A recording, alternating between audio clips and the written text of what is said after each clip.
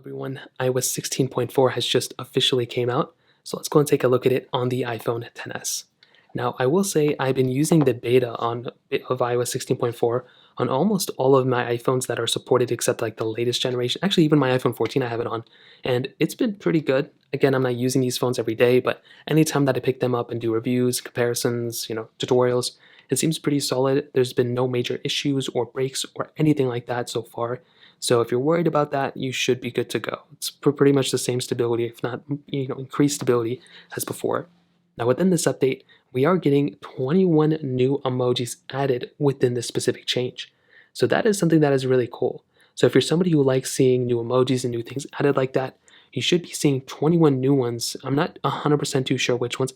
I think this one is actually new, but there's 21 new ones added, which is really beautiful. And anytime Apple makes those types of changes, it's always such a nice touch.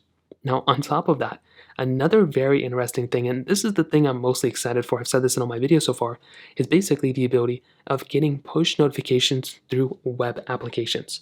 So before, if some of you remember, there are apps that you can add via your home screen. So I'm not even too sure which ones I have here. It doesn't look like I have any, but there are a lot of developers who actually make those types of applications via their web apps, via their web screens. So they will go ahead and make an application specifically to be added via their home screen. So you can always click here, add to home screen. We all kind of know this by now. Well, before we couldn't get notifications from those apps, but now we actually have that type of capability. So that is another awesome thing that we have now. And before we didn't have that type of capability, but now we do. So I'm really happy once again, Apple is making these types of changes because it really future-proofs and probably will give us the ability of getting actual, third-party application support on our iPhones at some point.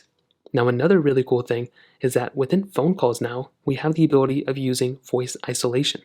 So if we're getting a phone call and if we want to talk via voice isolation, what we can do is we can go ahead and, enable the voice isolation feature, and we have that type of capability now too within our phone calls. So the XS should have gotten that feature as well. So there's lots of other changes and updates available as well. But I'll definitely tell you, if you're rocking an iPhone XS, I would definitely recommend installing this update. I think it brought a lot to the table, and I definitely do think it's probably one of those updates you should go ahead and install. It's not going to be perfect, but I think it's definitely going to be good enough for a lot of people out there. So in terms of that, it kind of covers it up there. If you have any other thoughts or questions, let me know in the comment section below.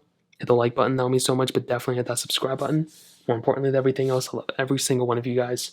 Hopefully I'll catch you guys in the next video. Peace out till then.